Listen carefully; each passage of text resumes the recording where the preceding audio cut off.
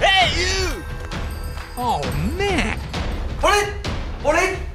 Police đang ở trong cánh cửa này. Mọi người! Come on!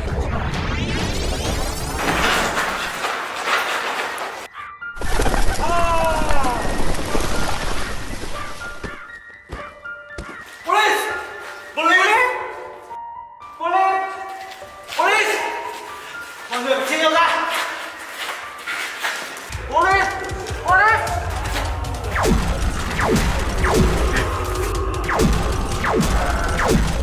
Police! Police! Police!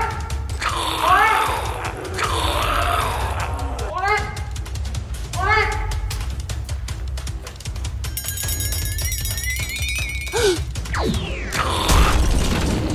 Police! Police! Police! Police! Police!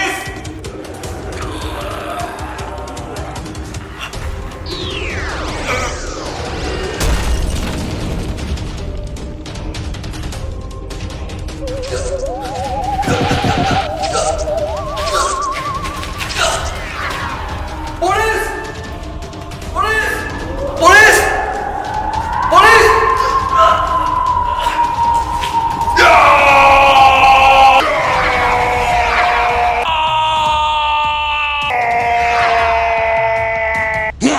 Police!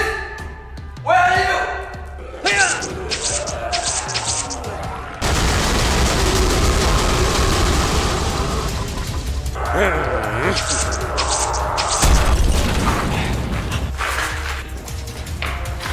Mọi người có thấy police đâu không? Không thấy đâu cả. Ta tiếp tục tìm kiếm. Đi thôi.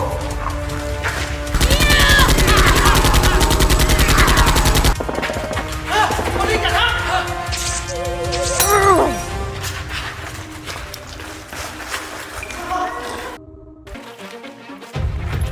Police, không có sao không? Tôi không sao.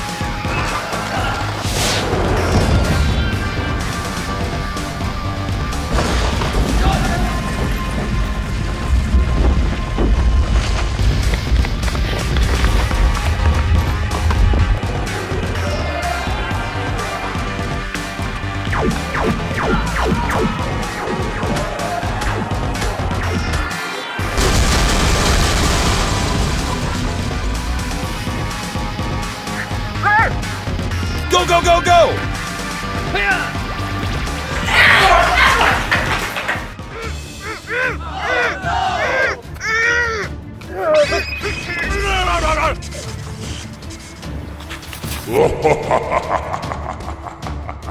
Spiderman đâu? Spiderman! Spiderman! Spiderman! Mọi người, có cứu Spiderman! Hey, what happened?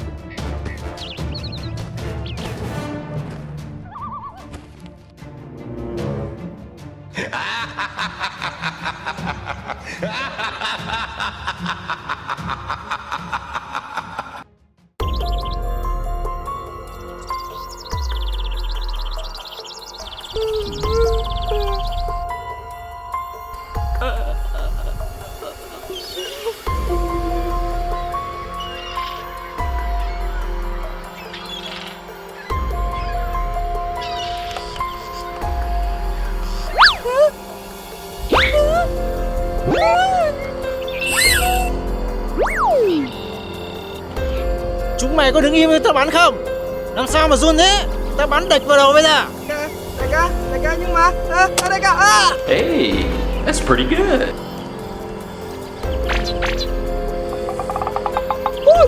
Đại ca, ui rồi đại ca bắn hay thế. Ui, bắn hay tao mới là đại ca của chúng mày. Ui, đại ca ui.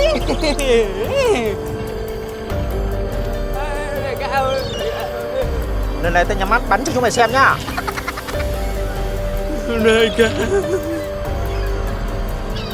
Đại ca. Đại ca.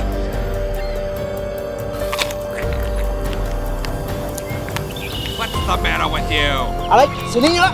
Yes sir. Mày. Nhắm mắt này.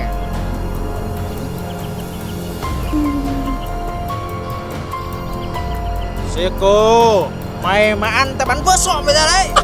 Dạ. What was that? Hey! What a joke.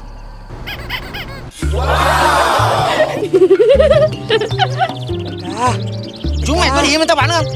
Đại ca, Cái gì? bên này.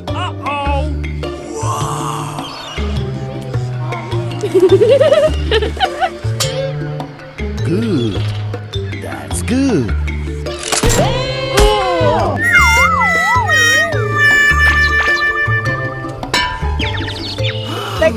Đại ca bắn trúng thằng Seiko rồi. Oh, pretty please! What are you doing?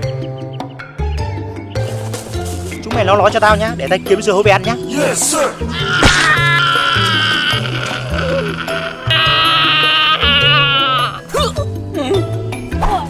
Ui, thằng nhí. Dưa hấu đây. What's the matter with you? Đưa súng có được không? Oh, pretty please.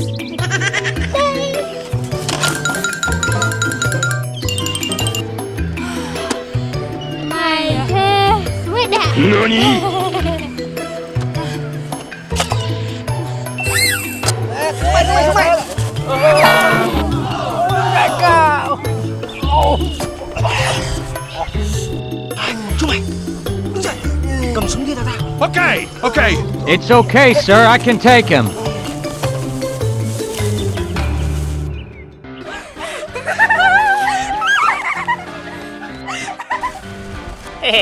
Đi đâu mà vội mà vàng, đưa quả dưa hấu tao cầm hộ cho. Chưa sợ hả? Sợ. What? Bây giờ xem ai chạy. Chúng mày đâu? Lấy dưa hấu sao? Go go go. No! No! No!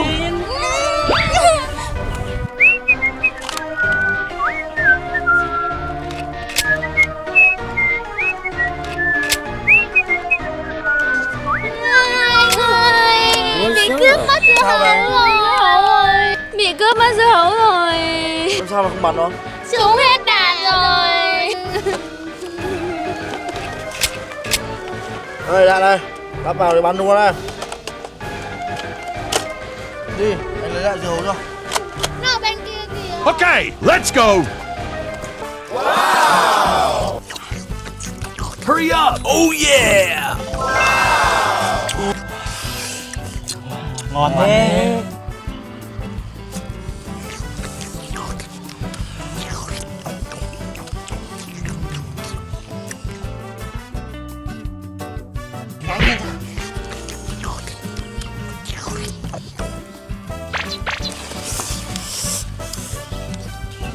Good gravy! Great Caesars! Go! Uh-oh! What? All that way? Em miếng. Đại ca tham thế. Trả cho hậu rồi.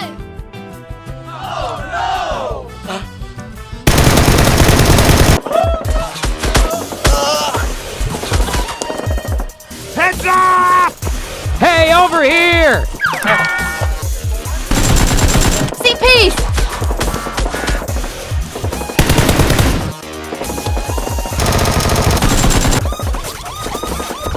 What are you doing? Không cầm súng bắn ngồi đấy bạn à. Em súng đâu mà bắn. Này xuống đây. Bắn đi.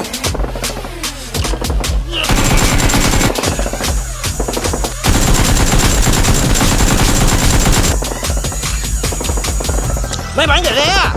Đang bắn mà. Đang bắn nhau còn ăn à? Đại ca ăn bảo nha. Đại ca đi bắn. Ô cái thằng này. Đại ca đi bắn. Mày đi bắn. Đại ca đi bắn. Đại ca đi bắn. À, cãi nhau à? Thì tao bắn. Oh no. Incoming dropship! Bắn đi đại ca. It's not supposed to end like this. So much for our last hope. Thôi mày bắn đi, tao không bắn. Sao thế đại ca? Được rồi.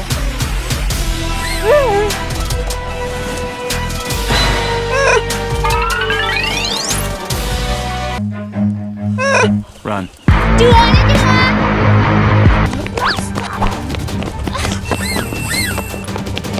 Nó chạy rồi. Where are you going? Shit! Get in the gut. Help. Hey! It's okay, sir.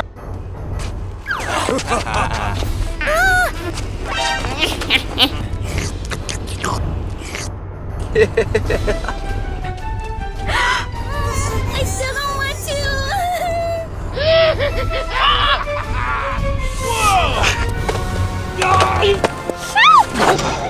Chết với tao nữa.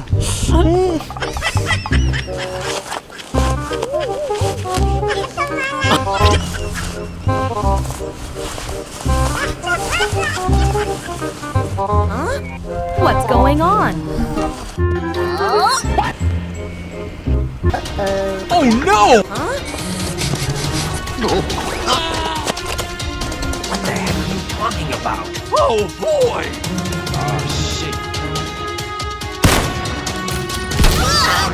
First blood.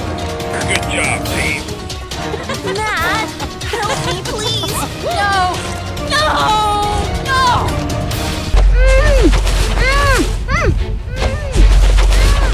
Tôi bắt được con hàng ngon lắm. Mua không?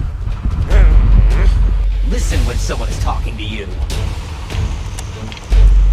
Get your car, Doc. He won't get far on foot. Aha!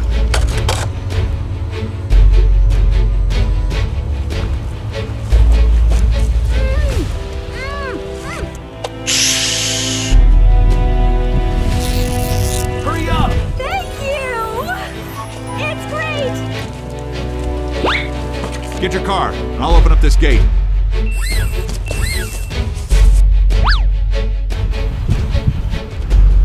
Go, go, go! What's this? Heart is what I hate the most. Let's go!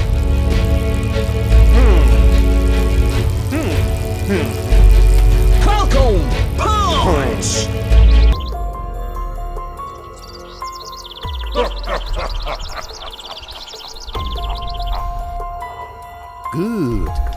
That's good. Bé nào trong này tiền đâu? Đây, để tụi đó. Okay, okay. Hiya! Hiya! Watch and learn, boys. Mày lên. Yes, sir.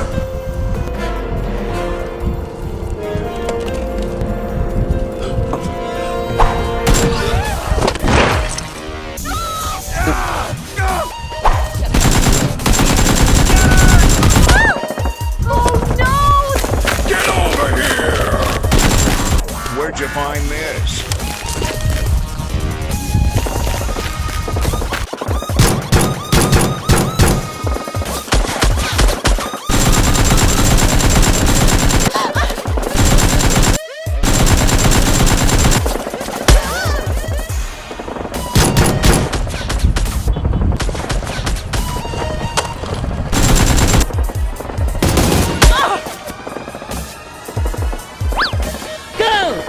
Okay. Tactical nuke ready for launch. What?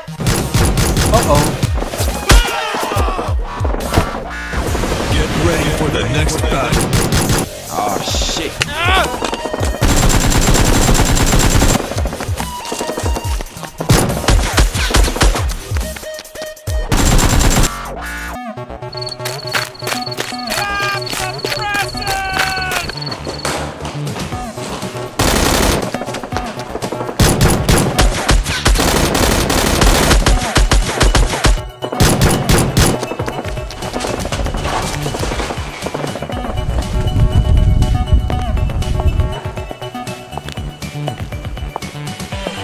Listen when someone's talking to you.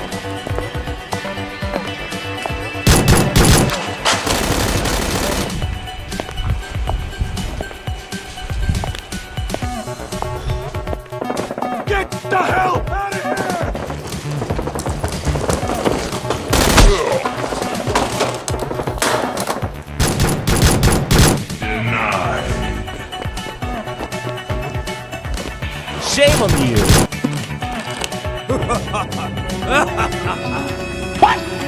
Bỏ súng xuống. Damn, son, you just hit with the wow effect.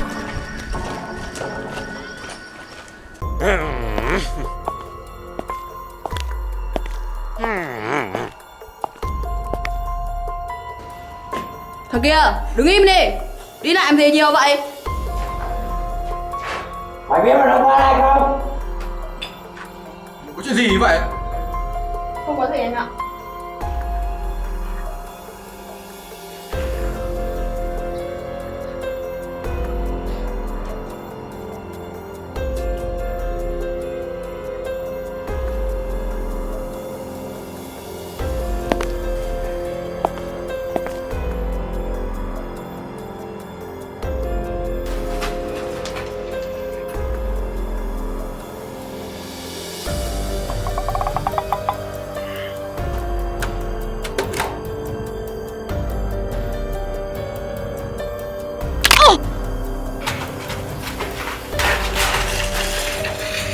Đại ca, em tới dưới đây. Tao chờ mày hơi lâu đấy. Một người đây. What's the matter with you? Linh ơi!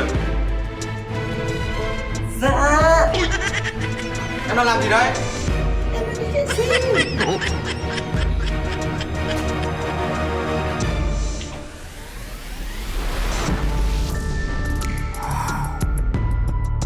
Đại ca, đi vào điện. Một cậu nhanh lên.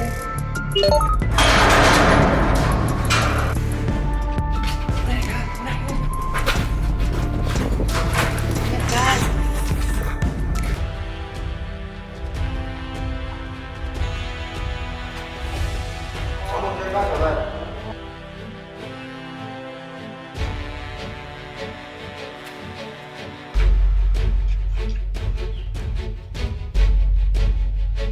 Gì mà đâu thế?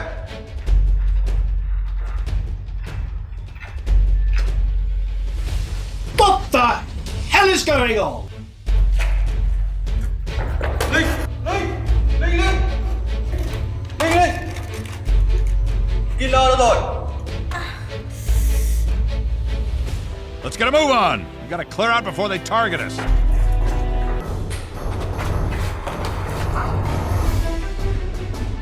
Kia nó cướp súng của em rồi.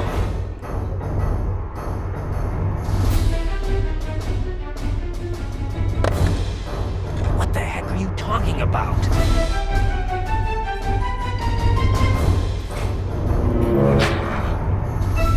What? Anh, đừng bắn. Đại ca!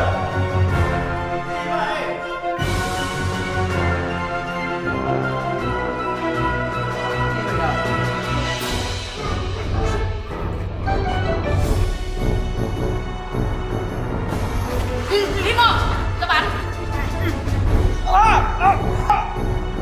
Get the hell out of here!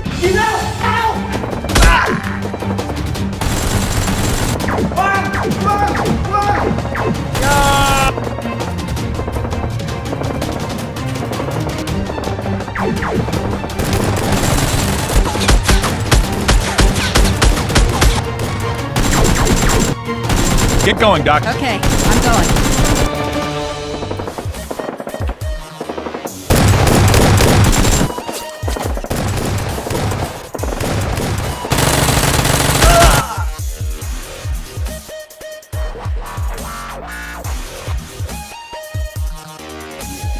Let's get a move on. We gotta clear out before they target us.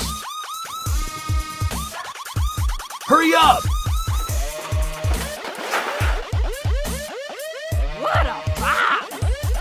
Vào được đây cũng giỏi đấy. Mục tiêu của tao là killer. Mau tránh ra thì được, Phan Hồng. Nghĩ ra. Có xuống xuống. Okay, okay.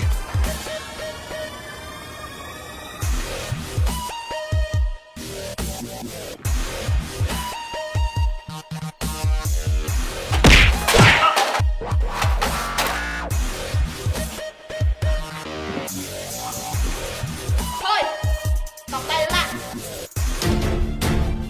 Follow me. Okay, I'm going. It's not supposed to end like this. So much for our last hope. So much for Dr. Freeman. Có kia thôi.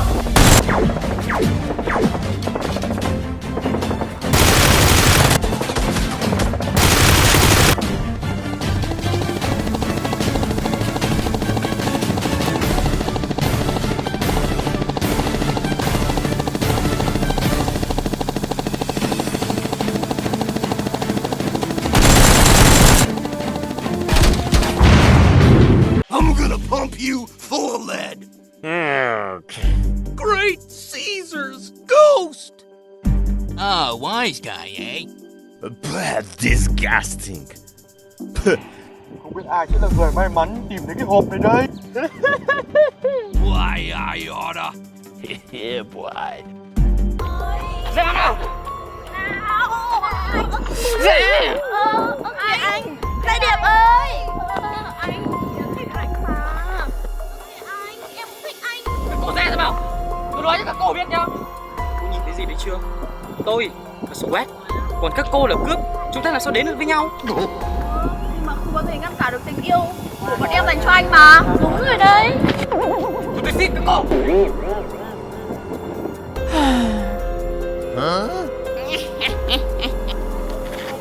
Wow. Good gravy. What is this? Ta có cách để cơ đổ anh ấy rồi đấy.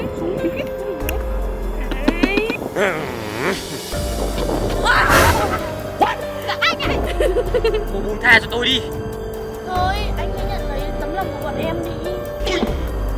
Xin nhận với một điều kiện các cô đừng đi theo tôi nữa. Chúng ở đâu ra hộp quà đấy? Nhặt ở vệ đường ấy mà. Watch it with that thing. What are you trying to do?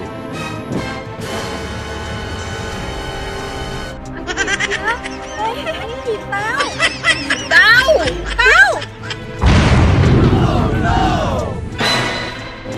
Giết người đấy. Nhưng mà tao có biết cái gì trong đấy đâu.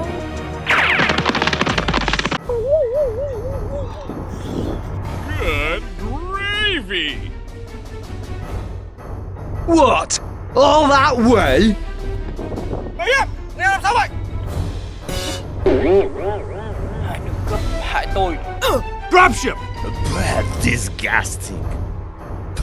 Great, Grumpy, great. Chết rồi, giờ làm sao? Phải chúng mày hại bạn tôi không? Không, tôi bị phá. Mày còn cãi à?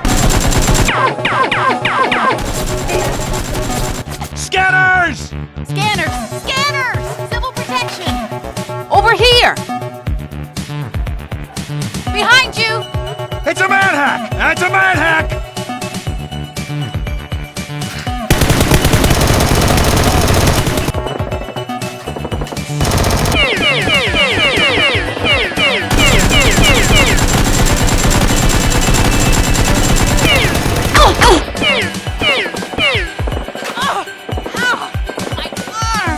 Man, got one.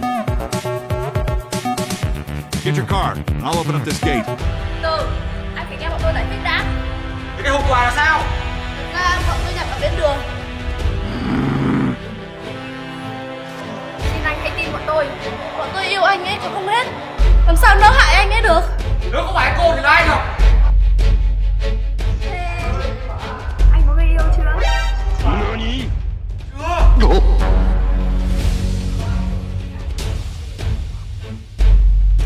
Hình như có người đang theo dõi mình kìa. What a box. Hello? What the hell is going on? Hey! Let us out of here! The Combine's gonna feel the squeeze. Để tôi xem chịu khai hay không. Bỏ tôi lại. Khốn nạn. Con cô à?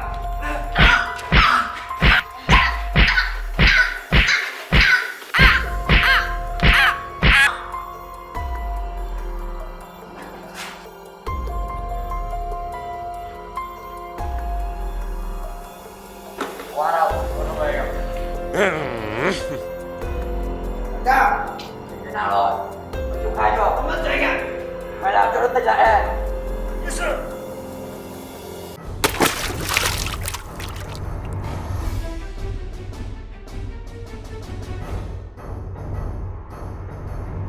Dậy chưa? Đại ca đã gặp mày đấy.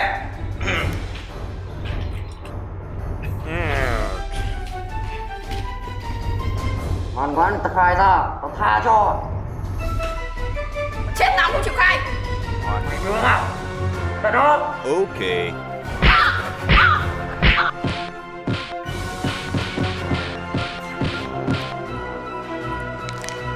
Oh, shit.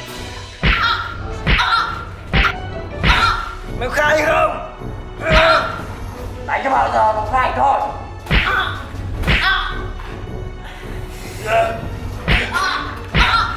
Let's get a move on. Gotta clear out before they target us. Phải. Cái gác cẩn thận cho tao. Vâng rồi ạ.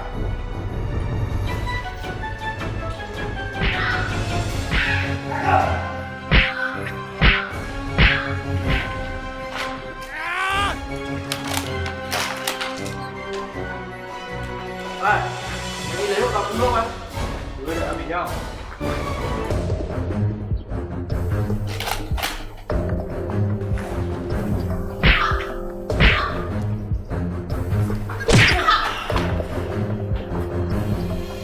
Cô đâu? Mày là ai? Sao lại cứu tao? Gọi gì đi? Anh là số quát à? Vậy, tôi đã nằm ngủ ở đây rất lâu rồi. Không, phải nói với tôi.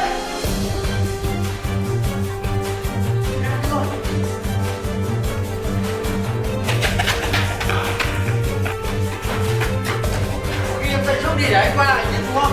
Anh quay lại cẩn thận nhá. Đi, để anh quay lại.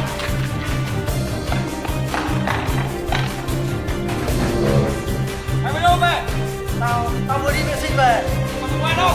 Có cái gì cho nó ra đây?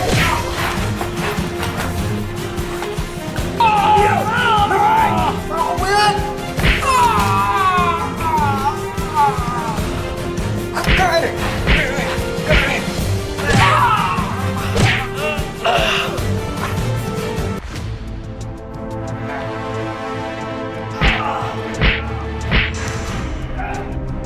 Có chuyện gì vậy? Có số qua đâu? cả. Dính nhờ nó đã thả con dẻo quát đi rồi. Disgust. Mày là ai? Tao là ai mà không cần biết.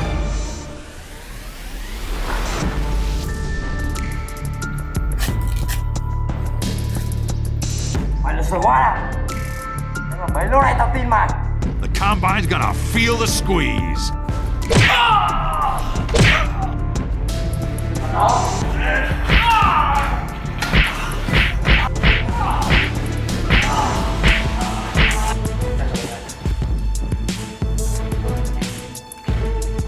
Mình anh ấy biết gì không?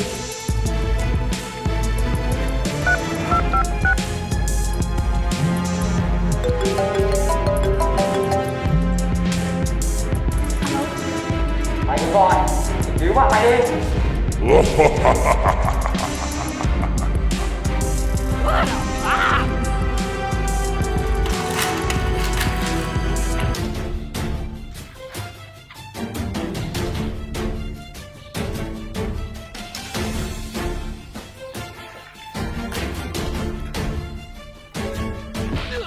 What's the matter with you?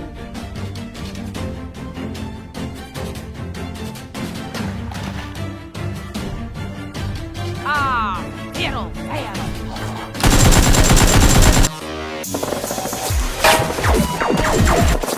Quát quay lại rồi.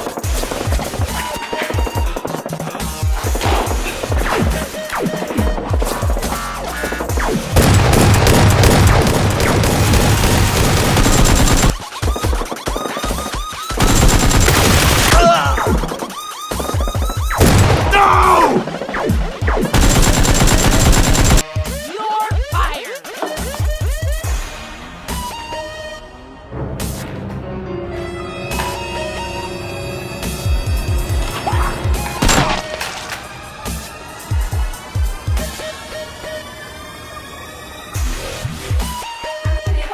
Không ai không sao, cứu anh đi. Hurry up! Get going, Doc. We gotta break camp. Đi thôi, không nguy hiểm lắm. Let's get moving. What? All that way?